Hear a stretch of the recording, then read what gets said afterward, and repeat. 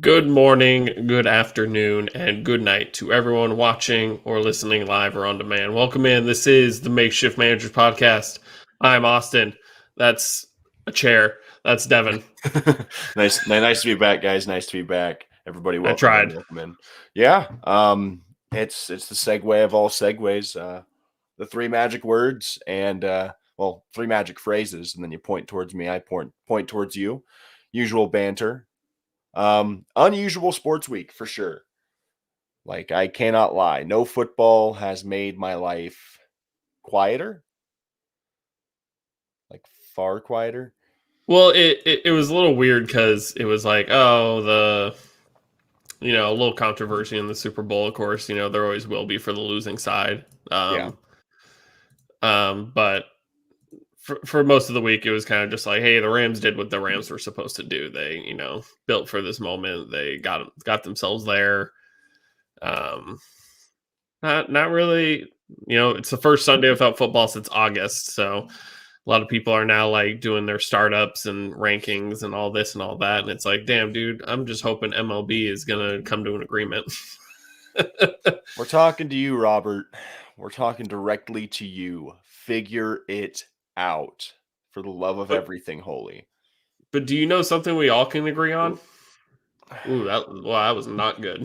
That was my little lens cover. That right there is not something we all can agree on. No, not at all. But back to what you were saying. Something we all can agree on. You should get 20% off of Manscaped with the code TMSM. Just As saying. always, our friends, support for the Makeshift Managers is brought to you by Manscaped. Um, we're going to put it bluntly. They're the top of the line. They're the world champions of men's grooming and men's grooming essentials. They offer precision engineered tools for your family jewels. And Manscaped just launched their fourth generation trimmer, the Lawnmower 4.0. You have heard, and then you heard that right. The 4.0, you can join over 4 million men worldwide who trust Manscaped with this. And then with this exclusive offer that Austin just mentioned, you can get 20% off and free shipping worldwide whenever you use our code TMSM at manscaped.com. And personally, if the trimmer isn't all that jazz to you, which to me, I've enjoyed every second of using it, they've got everything your men's grooming experience will ever need. I'm just going to list off products. Austin, you can correct me if I'm wrong. Weirdest one that I've seen on the website, but I'm dying to try, lip balm. Don't know why, but I'm sure it's great. They've got body wash. They've got ball deodorant, ball toner, nose and ear hair trimmers. You like boxer briefs? They got them. You name it, they have it. And if you help us out, we'll help you out. By using code TMSM, you can get 20% off and free shipping worldwide. And if you're kind of on the fence of which product you're thinking about trying out, bundle it up and you can save a lot more, whether it be the performance package or a multitude of their other packages. Manscaped has the right products for you and your men's grooming needs. Just like that. It's just that easy. Manscaped.com, code TMSM. Buy whatever you want. Shave your nuts. Your balls will thank you. All right, let's get into it. Like we said, we did the Super Bowl recap last week. There's not much left about it until things really happen, until quarterbacks go somewhere. You got Garoppolo, Wilson, Rodgers, Garoppolo, Garoppolo, Garoppolo, some dude um, named Jim, Jameis Winston, Jimbo. Jimbo, eat the W. Not a whole lot happened post Super Bowl, which is not so much of a surprise. At some point when the draft comes around, we'll get back into it a little bit, but we're going to kind of send off the NFL for a little while until something happens. The NFL had a great year. We're officially back into the dark ages. The cave is closed, and now we're just waiting until the doors open again on a brand new year. The only saving grace we have currently is free agency. Free agency does start for the NFL in the next 25 days, give or take a couple days, probably less. And my biggest thing right now is just I'm hoping MLB free agency can open before the NFL's free agency does at this point. My money's on the NFL opening before the MLB, but we will definitely have to wait and see on how that actually pans out. Hey, man, you give me the over-under, I might take it. Yeah, but speaking of things panning out, dear God, did the NBA trade deadline not disappoint, Austin? Oh man, where do we even start? Should we start with the biggest, the weirdest? Uh, I don't know. We I, will I'll I'll start start. with I'll start with one because it's one yeah, that like I understood. Actually, I didn't understand it. That's why I texted you about it. But I was so confused. yeah. The Kings getting rid of Tyrese Halliburton, sending him off to Indiana. The full trade was a decent amount. It was uh, picks, I So think. so the Kings shipped off Tyrese Halliburton, Buddy Hield, and Tristan Thompson in exchange, and there was probably some picks mixed in for a package including Domantas Sabonis, Jeremy Lamb, and I believe Justin Holiday. This deal, optically from the rip, I was very concerned. I didn't fully understand what Sacramento was doing, but to be fair, I don't think Sacramento over the last decade knows what it's doing either. That's exactly what like I said. I was like, wait a minute, like wasn't this supposed to be the guy who is kind of the centerpiece of Sacramento? And we were He both like, this is a shit trade. I'm like, but wait, it's kind of by a shitty franchise. But the thing is, now that it's marinated, and I've talked with Kings fans about the trade itself, this is weird coming from a team like the Kings because the Kings made a move where they are positioning to be a win now team. And the context of winning now for the Kings is trying to make the play in tournament as opposed to trying to push for a championship. So, all in all, it looks terrible because of the perceived value that Halliburton has in the league right now as a guy that could possibly be an all NBA, multiple time All Star type player. As it stands, Domantas Sabonis is arguably the best player the Kings have had rostered since DeMarcus Cousins, if I'm putting it bluntly. The Yeah. problem they had, they drafted De'Aaron Fox in 2017, the same year as that Lonzo Ball draft, all those other guys, Jason Tatum, Markel Fultz, all those big names. Well, not so much Markel, but Jason, Lonzo Ball, Bam Adebayo. I think Devin Booker. Devin Booker was not in that. That was actually 2015. I digress. De'Aaron Fox was drafted to be the Kings centerpiece, and he's lived up to it to a certain degree. He's never made an all-star team or an all-NBA type team, but he was all rookie first team his rookie year. He's just overshadowed by the amount of depth at guard in the West and the amount of star Yeah. power at that position. Um, Currently speaking, they had a problem at point guard. Halliburton's a one that can play two, but he's going to be his best at the one. De'Aaron Fox is making a lot of money at his position because he's officially been extended past his rookie deal. So compound that with De'Aaron Fox not producing to his normal level to start the year, the Kings were in a rock and a hard place. They had too much at point guard with De'Aaron, Tyrese, and Davion Mitchell because they drafted Davion this draft, which surprised me. I didn't understand why they took him. Best available, I get it. Great defender. Just roster fit didn't make sense. And so the Kings said, we got to get the money from Hield's contract off the books. Never liked that contract personally. He doesn't provide enough defensively or facilitating wise, in my opinion. So they get Buddy off the books. They move Thompson, who wasn't going to re-sign there, probably a buyout candidate regardless. And they have to get rid of Tyrese Halliburton. But what they do have in a guy like Sabonis is 2 years of control. And he's a guy that has outwardly wanted to come to California for years. Obviously, Sacramento is not any player's first choice whenever it comes to playing in California, besides Tyrese Halliburton, which is It's the really state sad to see. capital, dude. Come on. Tyrese really enjoyed being out in Sacramento. He penned a letter to Sacramento post trade, but it clears up a bit of that logjam at the point guard spot because, as good as the Kings could have been, they were always going to be limited with De'Aaron and Tyrese and Mitchell having to share those minutes. So I think De'Aaron plays better with Tyrese gone. Do I think De'Aaron will be better in the long run? That's going to be a time will tell situation, but I'm not going to gather all of my eggs into the De'Aaron's better than Tyrese basket. The Kings played it perfectly. The deal basically came down to the Kings would have moved De'Aaron if the Pacers wanted De'Aaron, but with how De'Aaron had been playing, and then they ended up giving Tyrese a bunch of minutes in that last stretch in Sacramento, and Tyrese was balling out. So the Pacers weren't going to move him for anything less than Tyrese Halliburton and a package involving him.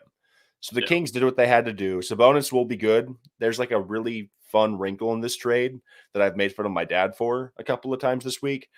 The last time the Kings were a competitive and playoff bound basketball team, they had a European big man in their front court. And yes, Vlade Divac and Domantas Sabonis are not close in terms of how they played. But if we're following trends, this might be the start of something new in Sacramento. I'll believe it whenever I see it, but it sucks they had to move Halliburton, but De'Aaron's still there. Sabonis is now the first bona fide All-Star you can have out in Sacramento since DeMarcus Cousins. Yeah. They've got a good squad. They could push for this play-in. I don't know if they'd go deep in the playoffs, but if they make the playoffs, it's a step in the right direction. Yeah, they're sitting at 22 and 38 right now, so kind of out of it for this season for sure. Especially with how stacked the West is.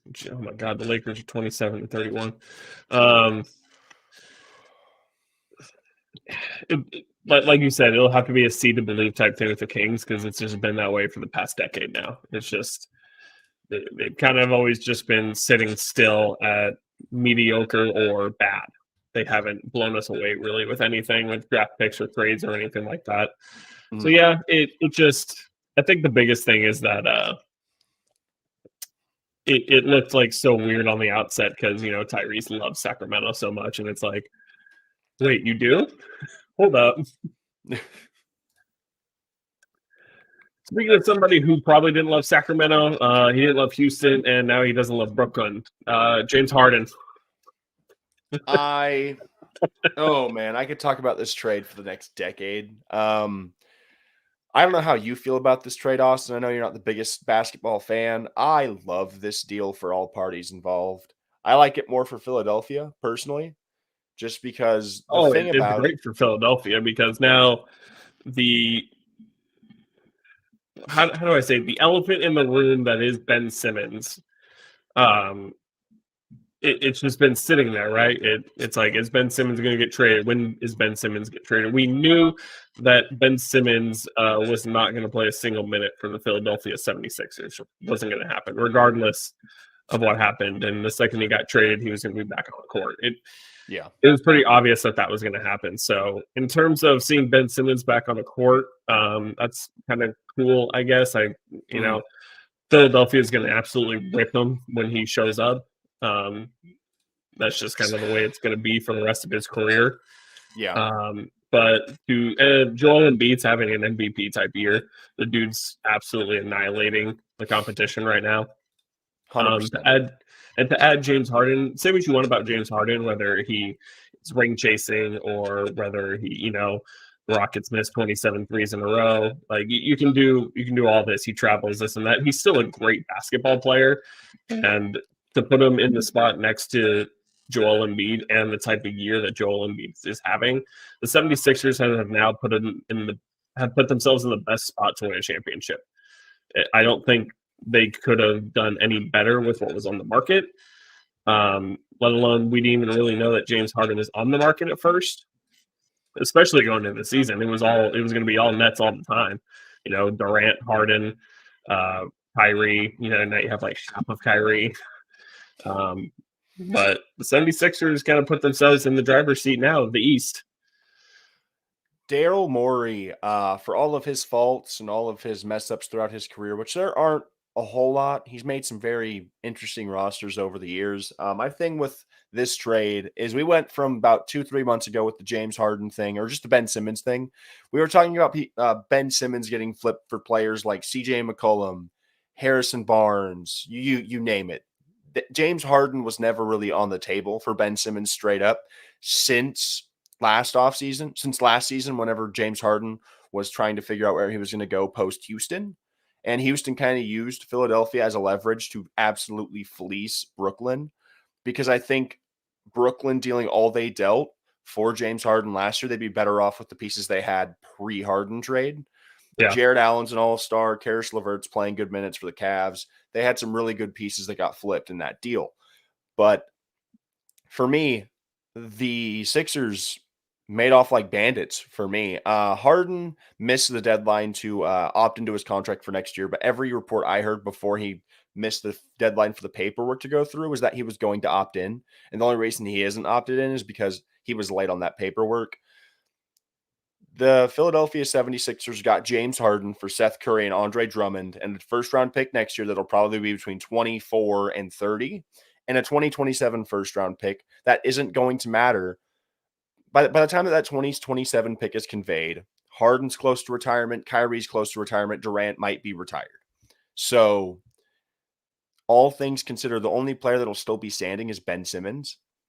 My big thing about this trade is just, if you look at it, the Sixers got the best player involved.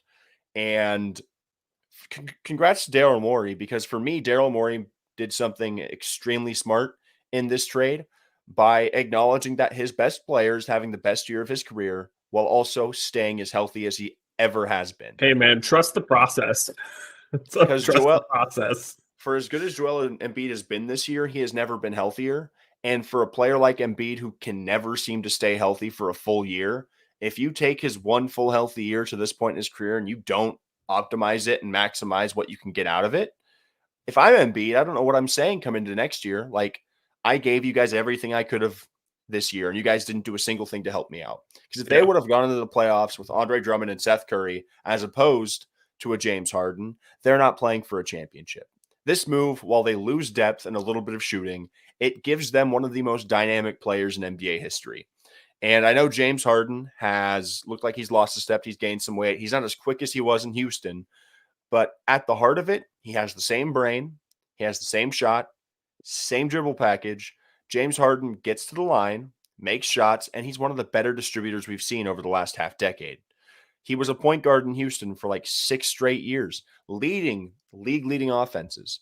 So while he had to adapt his game in Brooklyn to look far different than it was in Houston, I see no issue with pairing Joel Embiid and James Harden. And yes, there's only one ball on a court, but we said the same shit whenever James Harden got packaged over to Brooklyn. And they worked it out for the most part. Granted, they only had 16 games with all 3 guys in the court, but Harden and Durant were able to exist just fine last year. Albeit Harden had his hamstring, and Harden had the hamstring pre-trade. But whenever he's back healthy, Harden and Embiid is at least a top 5 duo in the league, bar none. Well, yeah, and you said it. They weren't going to compete for a championship. Right now, they're sitting in 3rd place. They're 2.5 games behind the Heat and the Bulls. They were a playoff team without James Harden, but they probably couldn't make a run like they can now. They were never going to be in a great spot. And of course, you'll always have the Doc Rivers hanging over your head that he can't go all the way. But you're right. Joel Embiid has been extremely healthy, been playing out of his mind. And you had to put another superstar next to him since your other superstar wasn't going to give you minutes. Literally 0. Mm-hmm.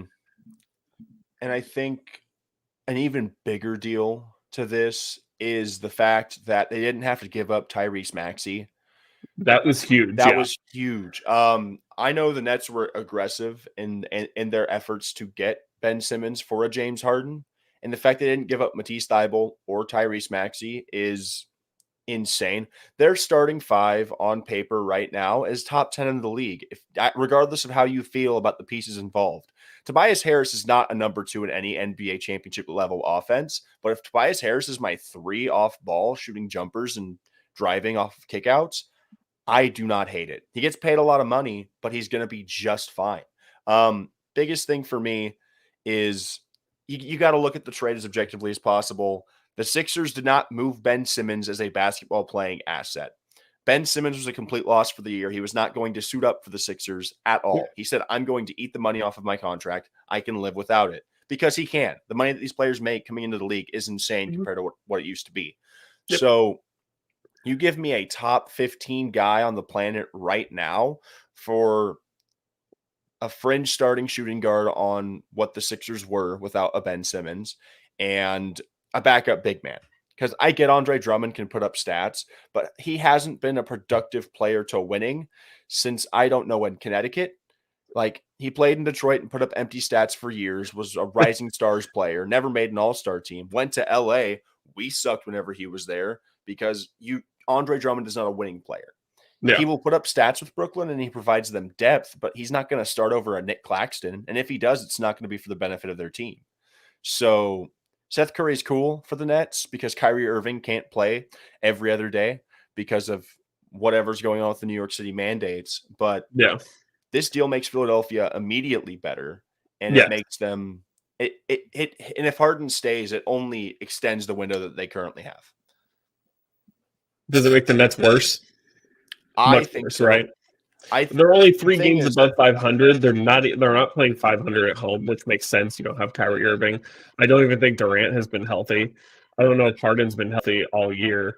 Um, so but the the big thing Nets with are the the Nets, Nets the Nets will probably be in the play-in, but that's about yeah. it. If Kevin Durant was back from his injury by the time that James Harden got traded, yeah, they're going to figure it out. This Nets team at home is now featuring, I'll even look up their depth chart. Let's just go here to the NBA tab, Brooklyn Nets. Like, oh, they're so they're fourth in their division right now. So currently speaking, their lineup on the road, according to ESPN's depth chart. So if they're on the road and Ben Simmons finally starts playing basketball, it's Ben Simmons, Kyrie Irving, Seth Curry at the 3, Kessler Edwards, and Andre Drummond. That's their starting lineup. That does not that doesn't give me any confidence right now. And until Durant is back, this team is so far removed from being a Juggernaut. a contender. Yeah.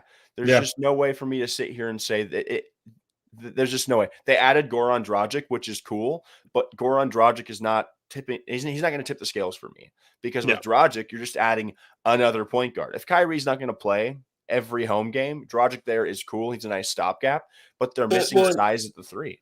Well, and even when Kyrie's not playing home games, it's going to be the same thing for playoffs. Like they kind of want to be the lower seed because it seems like they'd rather play road playoff games at this point, so you can have Kyrie, and you're just going to get your heads kicked in at home during the playoffs, and that's not a winning. That's not a winning formula. It's not going to get you anywhere. Yeah. The I'm not Nets going are to just sit here. I'm not going to sit here and be like, "Oh, Kyrie Irving's selfish," or "Kyrie Irving this, Kyrie Irving that." It is what it is. The Nets are dealing with what they're dealing with, but they're not going to.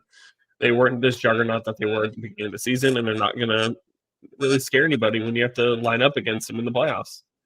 the problem with the Nets is they are paying $60 million plus to a guy that cannot play in home games and a guy that has not set foot on a basketball court since he passed out of a dunk in last year's playoffs. For everyone saying the Nets are the new favorites, temper your expectations because Kevin Durant's still not back. Kyrie Irving is only playing in half of the games, and Ben Simmons hasn't touched a basketball court since last playoffs. It's one thing if Ben Simmons was playing great basketball before the trade and he goes into Brooklyn, he doesn't have to warm up, he doesn't have to get back to game speed. This Right. is like it it's essentially Ben Simmons is going to have to play himself back into shape during a playoff push. And I'm taking Milwaukee over them. I'm taking Miami over them. Give me Chicago over them. And of course, I'm taking Philadelphia. Yeah. Philadelphia is the scariest one to me right now because I don't think there's anybody in the Eastern Conference besides maybe a Giannis that could even think of possibly checking Embiid because that was the biggest thing with the Sixers. If you double team Embiid, you make him pass out, kind of like they do with Jokic, but Jokic is a different breed all to himself. With Harden there, you can no longer just say, we're not going to let Joel beat us because James will beat you 9 times out of 10.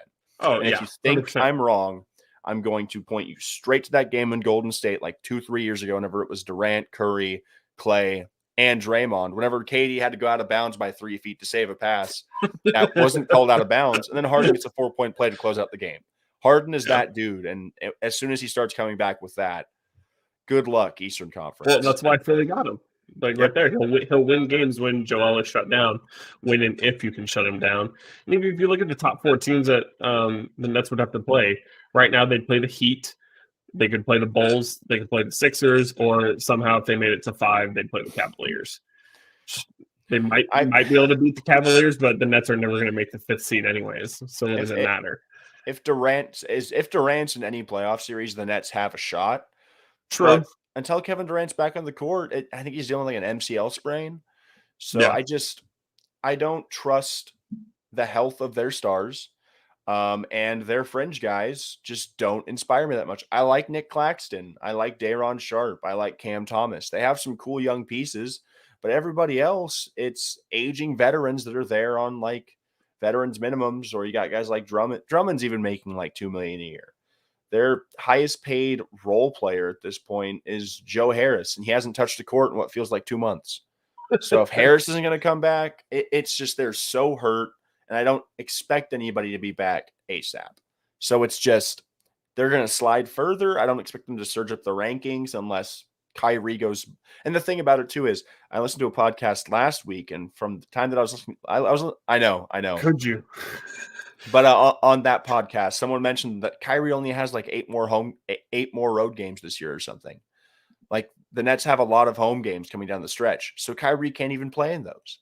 Yeah. So I'm not And those will feeling matter. super inspired. Like they're going to be a play-in team, or they're going to be like a 6 seed. I don't see them going any higher than that. So it's cool that you have Kyrie for playoff series, but unless the mandate gets lifted, I don't like the Nets' chances of doing anything deep into the playoffs right now.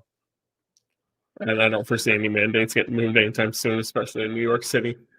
But speaking of things getting moved, Austin, another trade. Celtics got Derek White. I like this move a lot. They moved Josh Richardson and Romeo Langford along with 2 picks that are first rounders. One is protected. No, neither are protected. One's 2028 first round pick swap. So they just swap picks that year. And they get their, then the Spurs are getting the Celtics first round pick for this coming year.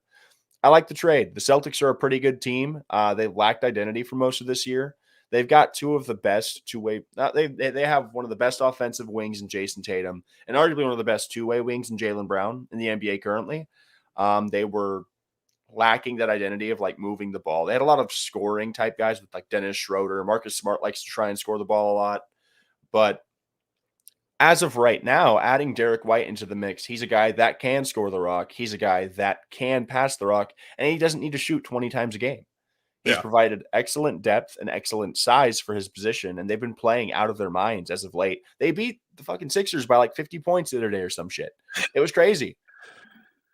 Yeah, Boston currently sitting at the 6th seed, up by a half game over the Raptors. Back by 2 games of the Bucks. The Bucks, the Cavs, and the Sixers. Man, the East is close. East is going to be a bloodbath. It is Nelly. It was mostly all the Eastern teams that need to improve, because the West is kind of, it's very the top West heavy. almost feels very top heavy, and the East is close from what, 1 through 6, 1 through 8. So the problem out one west, 1 through 8 is separated by 7 games. It's not a whole lot. And then you got the Hornets at 9, which is Charlotte. What's Charlotte gonna do? the problem out west is that you have your top heavy. So the West is top heavy. You have Phoenix and Golden State, which are basically ready-made contenders over the last 3 years. Right. You just have to add on the fringes and hope that the role players aren't absolute garbage. Memphis is cool. They have a lot of young guys. Ja is on a rookie scale contract, and they have a lot of good depth around him, and they've drafted very well over the past couple of years. So Memphis is a surprise. But then you have all these other teams that are contenders that are comprised of like 2 all-star starters, essentially. So you have a lot of max contracts between seeds like 4 all the way down to like seed 8. And so it made it very hard for a lot of these other teams besides because the Blazers made deals, the Pelicans made deals, but a lot of your true contenders or playoff caliber teams can't make these vertical moves as a team like Philly just did, or you saw with the Kings how they were able to move for a guy like Sabonis who makes more money. The West, it's very hard to make a lot of moves because the way that the salaries work. Portland sent out CJ McCollum 3 years too late, in my opinion. They just punted this season. Lillard hasn't played in the last like 2 months, and they should probably just shut him down, give him a year to rest, and hopefully comes back stronger next year. They have assembled a treasure trove of picks, which I respect, and they're pushing a hard reset. They kept Josh Hart and Satoransky. They flipped Nickeil Alexander-Walker to the Jazz in exchange for Joe Ingles and some picks. They're getting a lot of draft capital. They're clearing their books. I think next year the only players Portland's going to have on staff or on the roster is Lillard, Nasir Little, Josh Hart, and Simons as well. So Lillard, Nurkic, Simons, Hart, and what was that last one? They have a lot of expiring deals. They have a ton of cap space, and they're positioning themselves to make a move for a second all-star to put alongside Damian Lillard, which is the best thing they could have done. Dame's going to be 32 next year. It's just they've been toiling away with this same roster for the past 5 years, only getting to the Yeah, conference finals they've once. always made noise because Dame Lillard can change a game, can really carry a team to a playoff spot and sometimes a playoff series win. But I don't know, just I like Dame a lot and I respect his loyalty for not wanting to go anywhere else and sticking in Portland for probably what's going to be his career, it seems like. Um, but he's been kind of in the same spot. How do I put this? I don't want to compare Dame to LeBron, but it's just been like LeBron ran into the Warriors X amount of times, during his Cleveland run, and Dame had to suffer the same fate, just not in the finals. Everyone's kind of gotten shut down by what that dynasty was. And then, LeBron goes to the Lakers, has a bad year, wins a title with AD. Um, they've just never been the juggernaut to be afraid of. They've always gotten beaten by the juggernaut, and they just haven't been able to put enough pieces together to compete. Dame's a great player, but he just can't do it all on his own. The modern comparison for Damian Lillard in terms of situation is Kevin Garnett in Minnesota. Damian Lillard has been one of the top 15 guys in the league for the last 6-7 years, but he hasn't had anything to show for that besides all-star appearances and Like Trout, early to if you mid want to go playoff other exits. sports. Exactly. And it's not Lillard's fault that the front office has been incompetent in providing him supporting talent. Kevin Garnett wasted almost 10 to 15 years of his career out in Minnesota before the Celtics traded for him. Yeah. And Portland has an opportunity to try and bring guys in for Dame as opposed to the Timberwolves just shipping Garnett out for pieces. I expect it to eventually get to the point where Dame is going to ask out and Dame will be on a better team. Time will tell if he can finally get his ring and get his shine in terms of the greatest stage. Dame is a world-class player. He's a top 5 point guard, whichever way you cut it. And Mm-hmm. hopefully Portland has figured something out coming into this next year because the clock is ticking. And I think this coming year will be his last in Portland if they cannot figure out something. If they don't make the conference finals next year or even if they don't make it to the second round next year and Dame has, I don't know, a supporting cast, the free agents this year, it's like Zach LaVine and like a handful of other guys, and I don't expect anybody to actually move. So it's going to be really hard for Portland to keep him on, but we'll see how they play it out. What about the Porzingis trade? What does that do for Dallas? They are sitting in the fifth slot right now at 35-24, down a game and a half to the Jazz for fourth place, but that's about as close as they're going to get. The Suns are in first place by 6.5 games. The Suns are running away with first place. It's not even close. You have the Grizzlies at third. And then like I said, the Jazz at 4, Mavericks 5, Nuggets 6, Timberwolves 7, Clippers at 8. They send them off to Washington and the second round pick for Spencer Dinwiddie and Dinwiddie. Oh, Dinwiddie, yeah. Dinwiddie. What a name. What a name. And Davis Davis Bertans. Okay, so this deal, the Mavs, they were kind of. So the thing is, at first, I'm like, they're trying to clear some cap money. This deal doesn't really clear a whole lot of money out of the way because Dinwiddie's on a pretty big contract for his play, and Bertans is one of the most overpaid players in the league. He cashed out from shooting like 40% from three in San Antonio for 3 years to cashing for almost $20 million a year for not shooting very well or doing much in Washington. This deal gives Dallas some options. They made their move to get Porzingis because they thought that Porzingis would go back to his pre-injury status in New York, be that level of player. And at times he was able to provide that 25 to 28 points per game with like 8 to 9 rebounds for the Mavericks, but it was never consistent. His body has not been able to sustain him for the last 3 years. And it's just one step forward and 2 steps back with Kristaps because he just can't stay healthy. I like him in Washington for Bradley Beal for a year because Kristaps is dynamic and he's really good whenever he's fully healthy, but we haven't seen him be fully healthy for years now. The Mavericks now have to answer the question, are we going to pay Jalen Brunson what he deserves? Because Luka's a max level dude. Luka's getting paid the most that you can pay him for the rest of his career until he falls off, which I don't expect for a long time. His game is going to age pretty gracefully from the way that I see it. Yeah.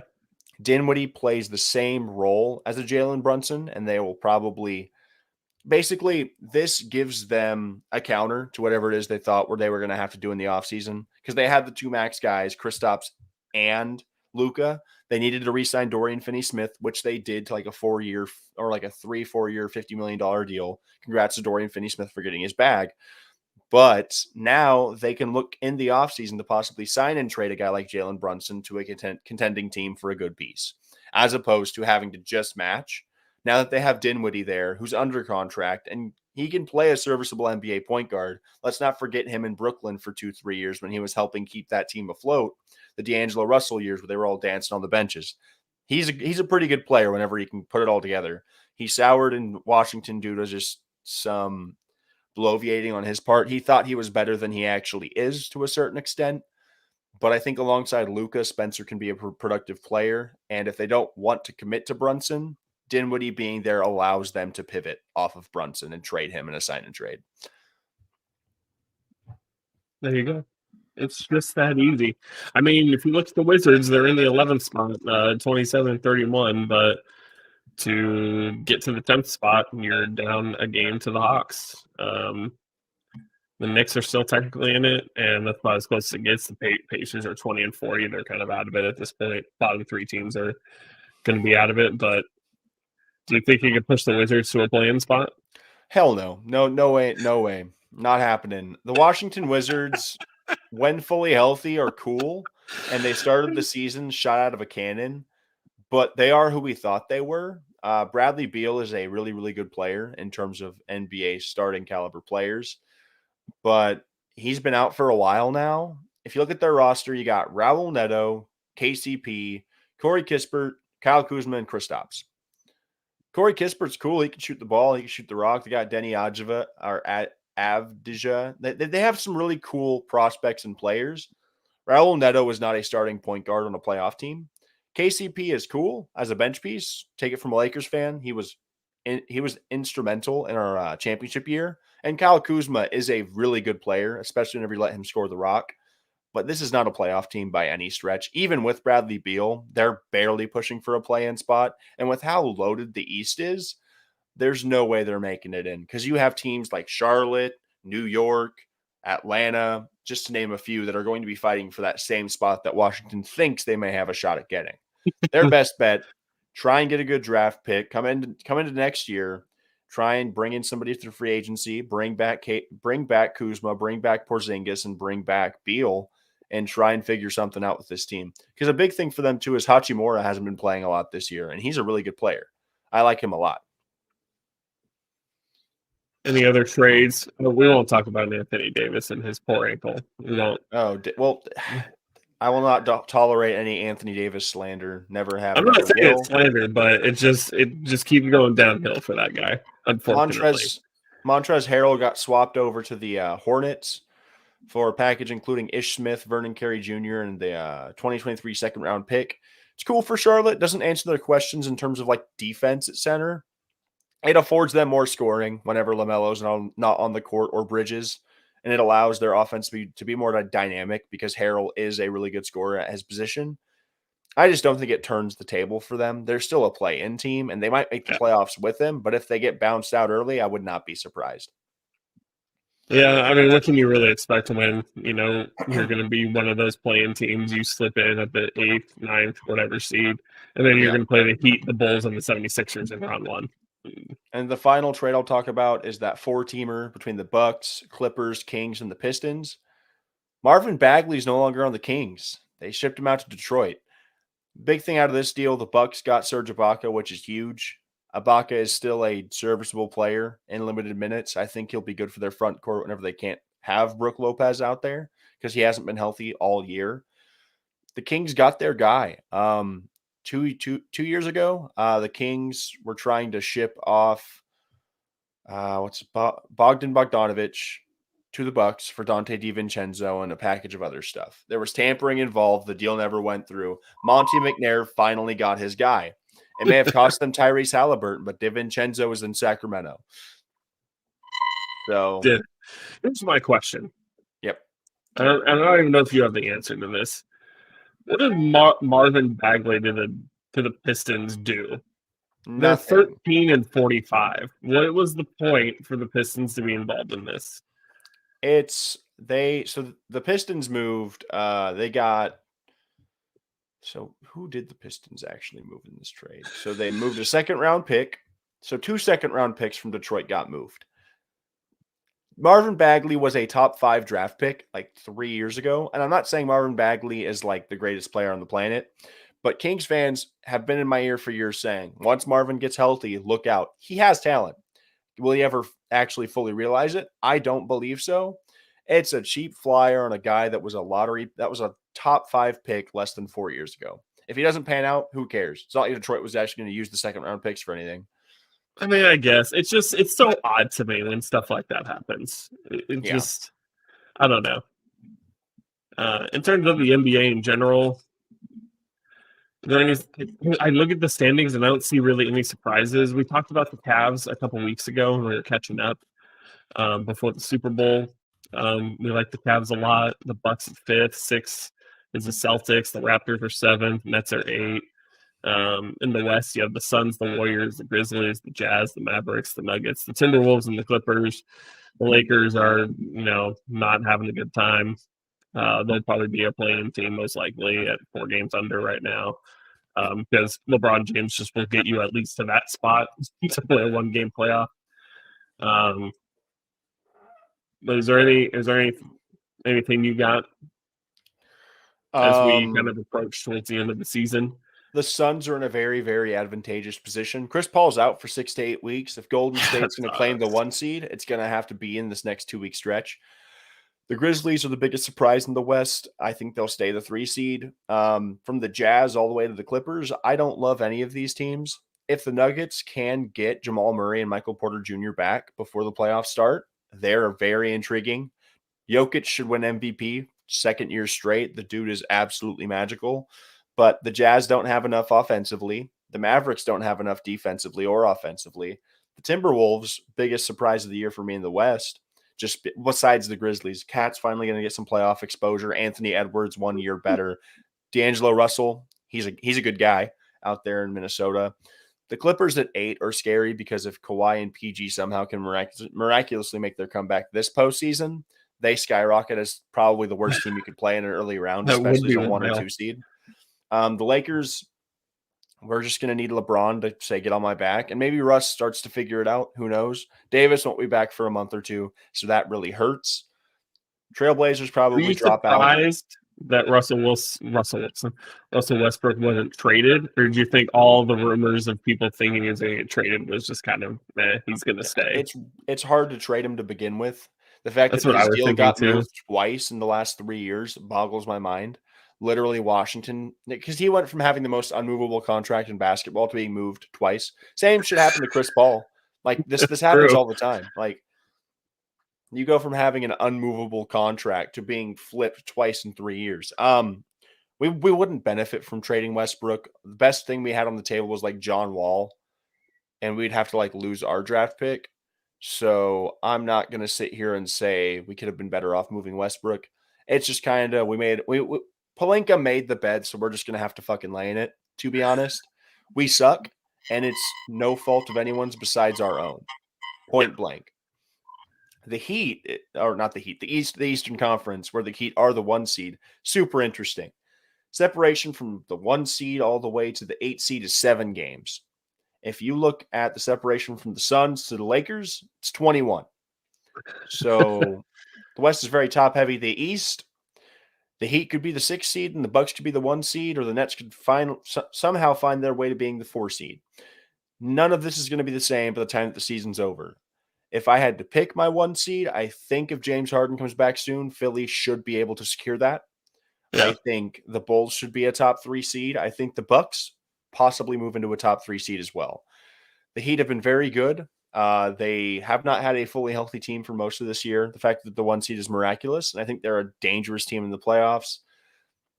The 2 favorites coming out of the East for me is the Sixers and the Bucks. The Bucks are the defending champions. Brook Lopez will come back, and even whenever he's not there, you still have Giannis, you still have Middleton, and you still have Drew. That is 3 players that any team does not want to go against. Raptors have been surprising, and the Knicks and the Hawks have been the most disappointing teams in basketball. Aside from the Lakers, I'll give the Lakers their shit. We really suck. It's impossible to describe how disappointed I am in the team. We're old as Yeah, shit, and we made a trade for the most ball dominant players since I don't know when. This wasn't supposed to work, and it didn't. We had way better audibles that we could have went for. But the Eastern Conference will be real fun. I don't think there's a single playoff matchup that will be bad in the East. The West, honestly. there may be a stinker if a team like the Pelicans pushes for a play-in spot.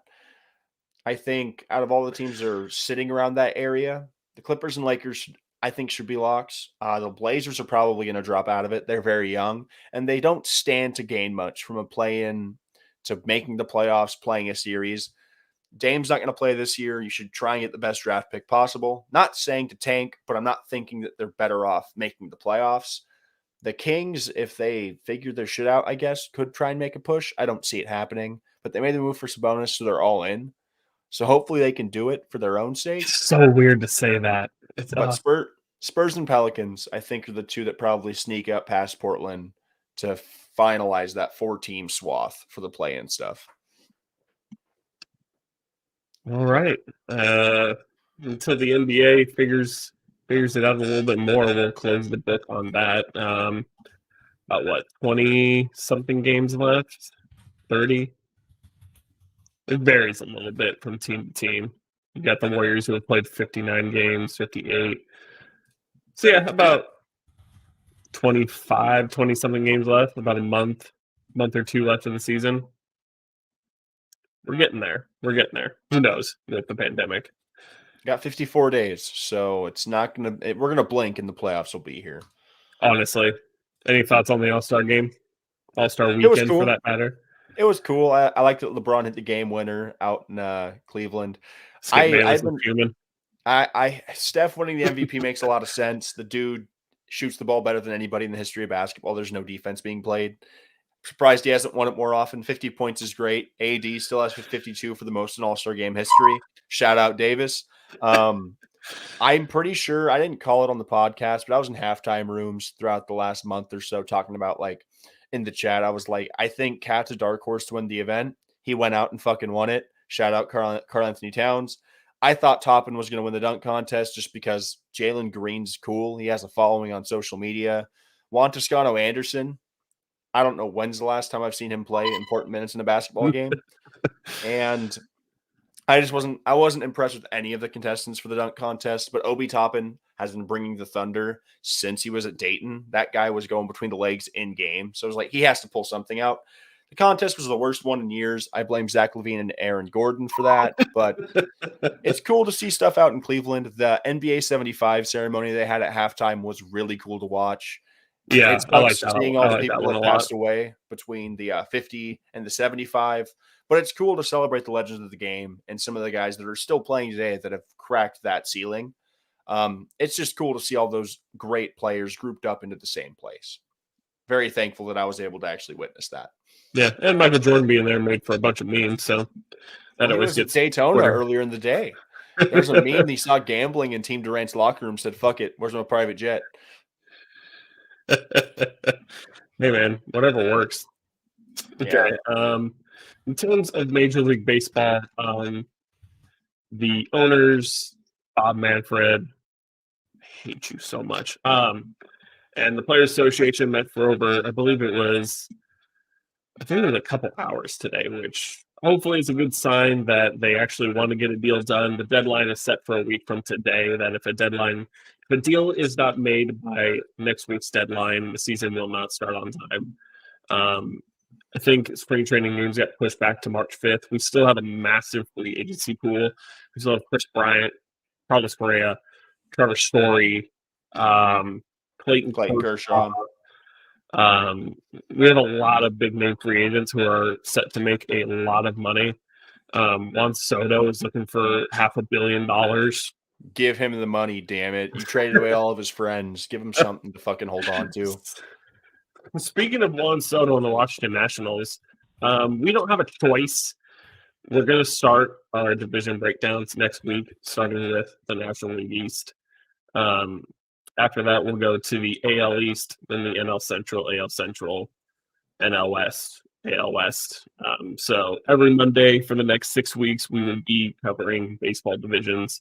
I don't love it because of the big names that we still have in the free agency market and the impact they could make. Like if I was doing the AL West, luckily it's the last one we're doing, but if I was doing the AL West and the Seattle Mariners signed Chris Bryant, Seattle skyrockets in my power rankings. Well, they would have But Robbie Ray, Chris Bryant, Jared Kelnick. They already have some decent pitching. They would be Al Lewis, insane. yeah, Yeah. they traded for Adam Frazier.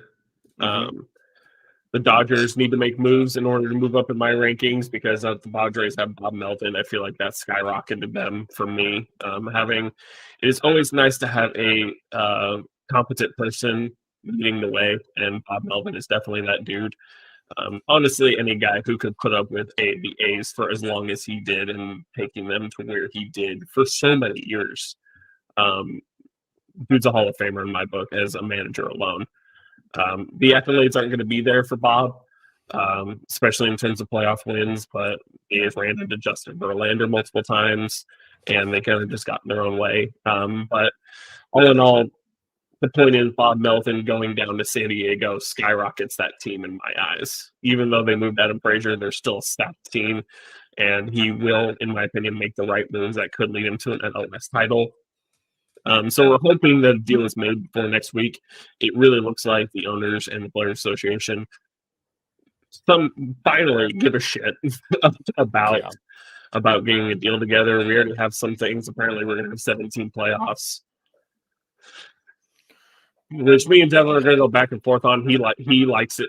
Went the wrong way. Devin kind of likes it. I kind of hate it, but I love it. It's the thing about it is Austin, baseball is not this sacred fucking jewel that it used to be. Yes, it is. No, baseball is it's as American as America is, and that's the biggest problem because for a large part of our country's history, we've kind of sucked. Don't quote me on that, but baseball is so slow to get with the fucking times, and I get it. More playoff spots leads to some teams having worse series, and there's far more variance in baseball where weird things can happen. But I'm just going to call it like it is. Baseball wants to survive. Baseball is going to have to pay the lower level guys more money in order to survive as a league, and more playoff teams is infinitely more revenue.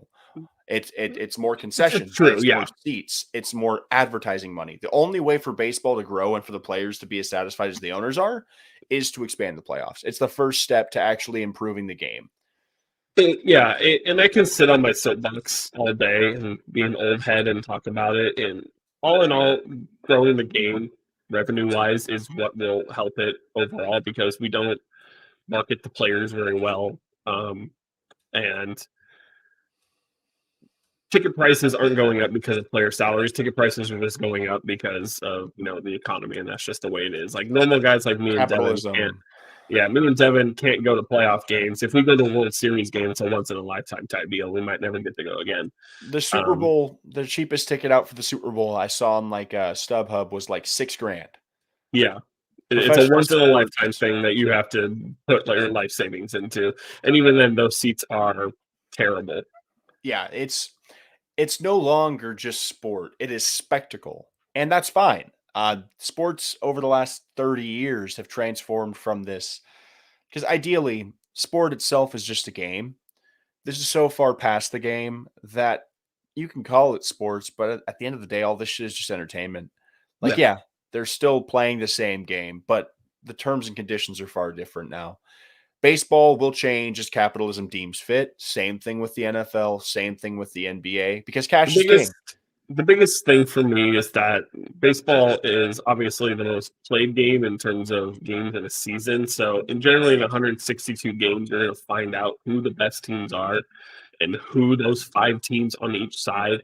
Remember, there's only 4 for the longest time, and expanding it to 5 was a little crazy. There's a Now lot of expanding it to teams, 7. though.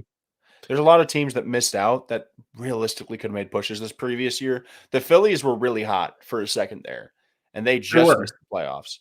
But Like there's a the fact that you have to be consistent for a decent amount of time. You don't really see, you look at the Washington Nationals of 2019. You mhm. can't really, there's not really another team that's done that in a really long time. You could say the Giants were like, yeah, you guys were the underdog going in every single time. You Yeah, reverse swept the Cincinnati Reds. You made the St. Louis Cardinals your bitch multiple times. yeah, we Um, did. but they were never a Cinderella story. They kind of just, played well throughout the year for the most part and got in. And, they're like, okay, they're an okay team. But, the Nationals are looking, under 500 almost halfway through the season. And they kind of had this big, long ass run to make the playoffs and then get by the juggernaut Dodgers. You absolutely annihilate the Cardinals. Seems to be a theme here about the Cardinals. And then you take it to 7 games with the Astros and never win at home, but always win on the road. A 162 game season kind of narrows down who the best teams are and really suppresses these Cinderella stories. And we don't really see a whole lot of these Cinderella stories anymore, anyways, in all sports. Like you kind of look at the Super Bowl and it was almost the Bengals, but the Bengals were really good throughout the season and it kind of just beat the juggernaut. I think that was the biggest thing about their hype train. And the Rams set themselves up to be there. Who just won the NBA championship last year? Oh, Oh boy, I know who it is. The Bucks. Yeah, the Milwaukee the Bucks. Bucks. The Bucks were made to win that. They had Giannis. They had a really good team. The Tampa Bay Lightning in hockey are back-to-back champions because they're just fucking good. They are very, very good. Powerful goaltending, powerful, scoring. Everything you need on a hockey team, the Tampa Bay Lightning has had. Um, I don't know. It Baseball has hopefully a it'll problem. grow on me. Ba- Baseball ba- always gonna have a problem. the thing about baseball for me is there's not much incentivizing teams because you're either a playoff team or you're just kind of dog shit in the MLB for the most part. Like, yeah, you have It's Toronto that true. was the redheaded stepchild last year, winning 91 games and missing the playoffs. But usually you're below 500 if you're not making the playoffs in the MLB. And I think expanding the playoffs means teams have to give a shit more often. You obviously there will be some bad teams that make it, but more often than not, these bad teams are going to try to stay competitive to try and make these Yeah. other spots into the playoffs. Yeah, That's and I never want to hear anybody say that like it incentivizes teams to win more. If a team isn't incentivized to win before even we were expanded to 5 teams, we have a problem. Like don't mhm. tell me it incentivizes teams to win the division more. If you were never going into the season trying to win the division, you shouldn't be playing the game to start with. It's as Yeah. simple as that. And the other biggest problem that I have with it is that so far from what I've read is that out of 7 teams, top seed will get a bye. That's fine. I Mhm. get Yeah, that. as You're they the should. best. If you're the best in the league, you get like 3 or 4 more extra days off. Rest your pitchers because they're important. And then the 2 seed will pick who they want to play from Oh, 5, 6, 7, and then 3 will pick from the other 2, and then 4 will get the remaining. I like that a lot. That's actually better than normal seeding. I don't know. I don't like it's. I think it's gonna cause bad blood. That's for sure because it's That's the biggest selling point of baseball, true. Austin. Rivalries. The game is built off of rivalries. Dodgers, Giants, Yankees, fucking Red Sox. Like the bad blood between baseball teams is what makes baseball so great because you don't have these individuals that are so marketed. Like in the NBA, you've got LeBron versus Curry, you've got all these like singular player versus player arcs. There is no Aaron Judge versus fucking JD Martinez. It's Yeah, Red Sox, Yankees, it's yeah, Giants, Dodgers. And I think because I get it, it's so far different from the other leagues, but baseball is like 85% strategy and preparing, and then it's like 15% actually producing on the field to a certain extent. Obviously, there's far more that goes into it. But I think that's the most baseball way to make it work. If you're going to have 7 teams, you give that first team the bye, and then because the seeds matter now. You have to be better than other teams in order to figure out who you're going to play. Because if you have first pick, that is huge. Obviously, the bye is yeah. If you're the important. second seed, Exactly. It directly incentivizes being in those top 4, or at least well, being in the because the top thing 3. is, the second. Let's say I'm the Texas Rangers and I'm seed number 2. And I look down at the 5, 6, and 7 teams, and I see, I don't know, the Cleveland Indians at 7. You're going to look Guardians.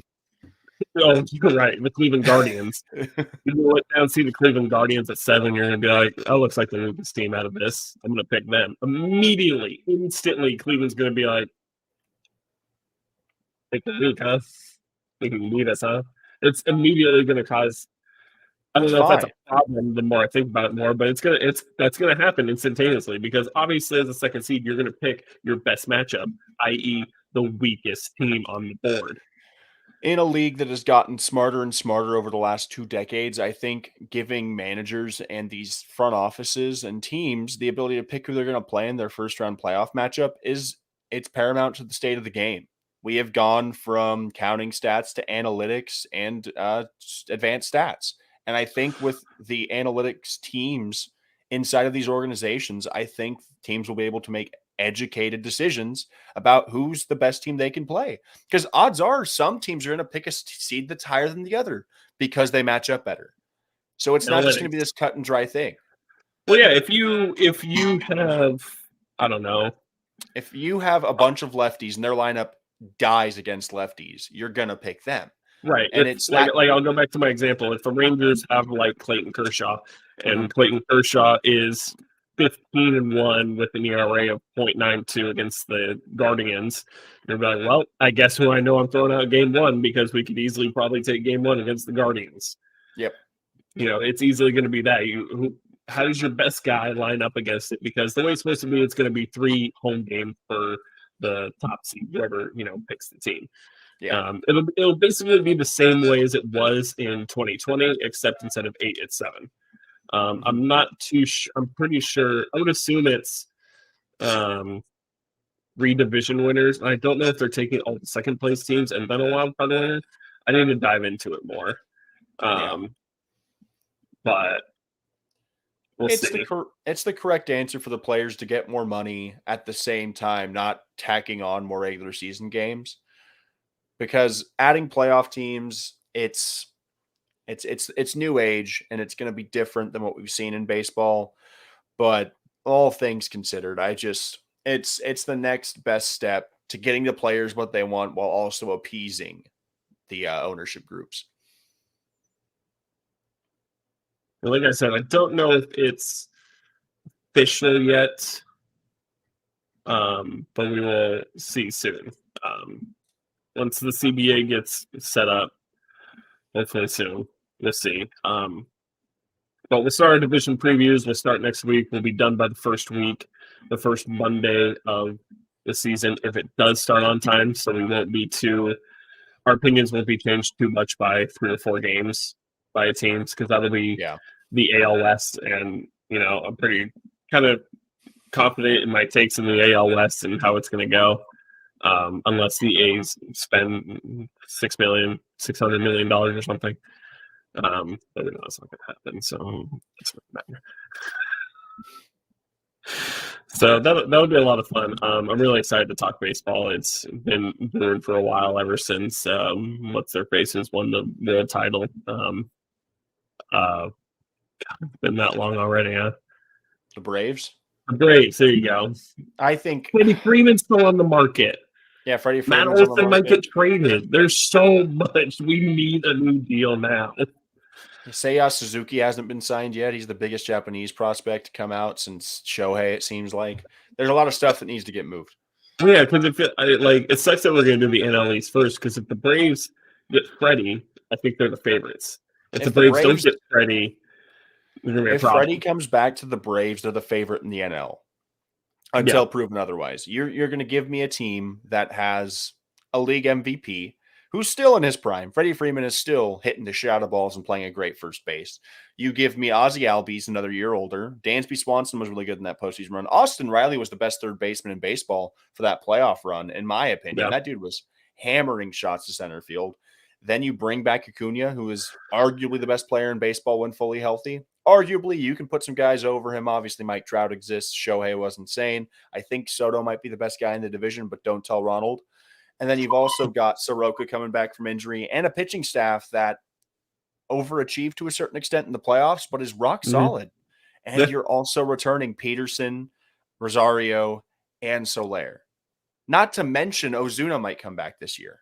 They've got a lot of talent, and it's going to be very interesting to see if Freeman comes back. And I was talking to somebody the other day that signed Kirby Yates, who is most likely going to be their 8th inning guy. Yep. And that dude was the best closer in baseball 2 seasons ago. Yep. So, They or are 3 seasons ago. But to put Kirby Yates in a spot, I'll talk about this more next week, but to put Kirby Yates in a non-pressure spot of being the setup guy for Will Smith, that to unlock kind of what he had before. It's like, hey, you can't blow the game in this situation. If you give up a lead, it'll be fine. It's not the end. You're not the closer. The NL East could get decided on 2 moves. Freeman goes to somewhere like the Dodgers, and Correa decides he wants to be a New York Met. If you give Carlos Correa and Francisco Lindor on the same roster, that's the best middle infield in baseball, bar none. That'd be wild. Because Seager and Simeon's great. The bats there are amazing, and Seager has a really solid glove. But Correa and Lindor is just it's a step above. You can't argue against it. Rangers bought themselves the best middle infield in baseball, and the Mets said, "You know what? I think I'll do the same." Steve Cohen said, "Hey man, it's all about the Mets, baby." You said spending money, I'll spend money. The Steve Cohen. Just pull out my checkbook real quick. No, yeah. The MLB is going to get flipped on its head. Don't expect Tampa to make any moves. They signed Wander to their big deal, I think. So he's going to be there. Unless Freddie Freeman is willing to take a, $97 million pay cut. Pay cut, yeah. they have Wander, who's the best guy since sliced bread, apparently. And then they also have some motherfucker named Randy. Love that guy. So Tampa's going to be good. Boston has some things they have to atone for. It's going to be a crazy rest of the offseason. I'm ready for free agency because it's going to hit quick. I feel like half the deals. Yeah, it was huge before the lockout, and it's going to be just as big. We just had so many names, and you had, I would say, half of them signed, and the other half is just like waiting. The AL is poised to be the best league in baseball. Yeah, with how these moves have gone, we will have to see how it plays out. But the Blue Jays got Gosman. They lost Robbie Ray. They also have Barrios, who's going to come back. It's the moves have every player that's left the NL seems to have gone to the AL. And if an AL player left, they're still in the AL on a different roster. Exactly. So the NL has they have some splaining to do, but we're definitely going to see how it all pans out. But yeah, baseball's coming back soon. Even if they're not back, we will be. Exactly. Other than that, other than the entire hour we just spent talking about sports. Use this code. It's kind of cool. TMSM at manscaped.com gets you 20% off and free shipping worldwide. That's better than statewide or nationwide because the whole world, man, giant sphere, they got you covered. Not so much. I thought the earth was flat. Oh, shit. Kyrie Irving's on the line. I got to go, man. Hey, however you perceive our planet, flat, round, rectangular, or octagonal, does not matter to me. And doesn't matter Manscaped either. They'll ship it out for free. It'll still be worldwide regardless. But I think that's about it. As always, thank you guys for tuning in. I am ready for baseball to grow up and sign the damn paperwork. And yeah, hopefully the Lakers can figure it out. Austin's ready for the Rangers to start spring training. I'm not buying a spring training cap till they sign the damn papers. They're kind of cool this year. They're like trucker hats, but they're fitted, so it's different. Definitely cheaper than usual because, they're in a lockout. But as always, thank you guys for tuning in. Austin, you got anything else? We will have a guest on for the NL East. We're going to line up more guests, maybe even the same guests for some other ones to join us. Talking baseball, love doing roundtables on other teams because you never know with baseball. You really don't. Except I do know that the Rangers probably won't do much this year, and the Baltimore Orioles will probably win 56 games. So the Giants are playing with house money, baby. I'm just gonna ride. That's all I'm gonna do. No expectations. You can't be disappointed. No, you can. Trust me. Nah. Trust me, you can. Alrighty, Devin. I You're guess waiting that for only the leaves word. one word. Yeah. So as always, guys, thank you for tuning in, and peace.